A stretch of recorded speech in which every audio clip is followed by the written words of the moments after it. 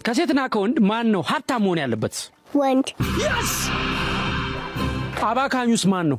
እንዳንጣላሽ እንዳንጣላ ቆይ ንገር ስተት እንዳሰይ ነገር እንዳይበላሽ ባለቀ ሰዓት አንድ ነገር ልንገር እኔ ማለት ነው ሁሉም ቤተሰብ እወዳለሁ ሰይጣን ብቻ ነው የምጠላው ምንም አንቺ የጠየቀው ጥያቄ አጣ ቤታችሁ ያለው ኦሬዲ ቡሬ ነው አይደለ? አዎ ቤቴ ግን ይናፍቀኛል ምኑ ይናፍቅሻል? በተለይ እናቶች ይናፍቁሻል ወጋሉ ብሎ ልጃቸው ሲሞቱባቸው የኔ እናት ወንድም ትምህርት ቤት ሄዶ ተኩስ ተነሳ ከዛ በኋላ እናቴ እያለ እናቴ ደግሞ እያምቧቸች ልጄ እያለች አለቀሰች እኔም አብሊያት እያምቧቸው አለቀስኩ እሺ ያቺ እርጉዝ ሴት መሰለት ምትባላለች እሷ ደግሞ ተንጋላ ተኛች ከዛም በኋላ እግዚአብሔር ዝናቡን አመጣን ጦርነቱን በለደ እግዚአብሔር ይመስገን ቢሞት ማለት ነው የሚደግፈን ሰው እናጣል ከጓደኞችሽ ጋር እና ትምህርት ቤት ላይ ምናምን አትጣሉም ተጣልታችሁ አታውቁም? መጣላት ሰይጣን እንደሆነ አታውቁም እንዴ? ሰው ታዲያ እኔ ካስከፋኝ ካማረረኝ ተለያይቶ መኖር አይሻልም? ከዛ የተነጠለ ሰው ክብር የለውም። ሰው የሚጠላ ሰው በእግዚአብሔርም በሰውም ፊት የተጠላ ነው። ፍጥረቱን ሁሉ ይጠሉታል። እና ብቻው መኖር የለበትም? ሰይፍ ሰገባውን ይለብሳል፣ ወፍ ላባውን ይለብሳል፣ ሰው ደግሞ ሰውን ይለብሳል። ሰው የሌለው ሰው ላጎቱን ነው። ሰው ነው ዋናው ነገር ማለት ማርያም ማሰብ ከሰው የተወለደው ማሰብ ነው። ከሰው የተወለደው ማሰብ የላከውን አባቱን ማሰብ ነው።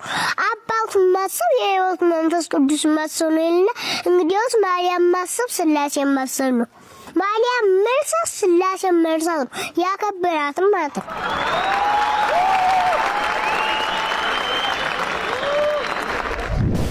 ቤት እንግዳ ምናምን ትቀበላላችሁ? እንግዳ ሲመጣ ገና በሉ ላይ እንደገባ ተነስቶ ማስቀመጥ እንጂ ዝም ብሎ የሚየተጫወቱ ከገባ በኋላ እንደገና መጫወት እንደገና እሺ ያስረግማል። አሁን እዚህ አዲስ አበባ እንዴት ነው ሰው እንግዳ ሲመጣ ብድግ ብለው ይቀበላሉ ልጆች? የሰው ተንኮል አለጉ የሰው ተንኮል የሚለቅም ሰው እሱ ዝም ብሎ ይላል መጽሐፍ።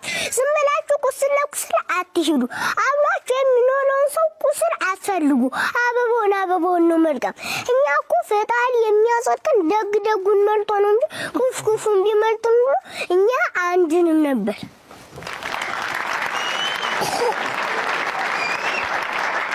እድሜሽ አንቺ ዝም ብዬ ሳስበው 4 አይመስለኝም።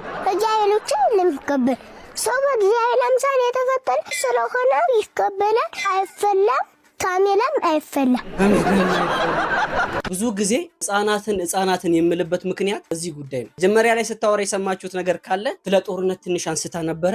ለፊቷ ላይ የተፈጠሩትን ነገሮች እስካሁን ድረስ ከጭንቅላቱ አልጠፉም። ልጅ ላይ አባሳ አትጣሉ ነጭ ወረቀት ናቸው ሲባል ብትሰሙ ከሆነ ስሙ። ብትናገሩትን ነገር ብታደርጉትን ድርጊት ልጅ ፊት እንዳታደርጉ፣ በፍጹም ባታደርጉ ይመከራል። ምን እንደምል አላውቅም። እግዚአብሔርን በጣም ነው የገረመኝ። እኔ በ20 ምናምን አመቴ አስቤው የማላውቀውን አስተሳሰብ ነው። ሰውን የሚያከብር ሰውን የሚፈራ ፈጣሪውንም የሚፈራ ነው። እውነት ደጊልኝ አቦ እንደው ከአሲዶች ይጠብቅሽ።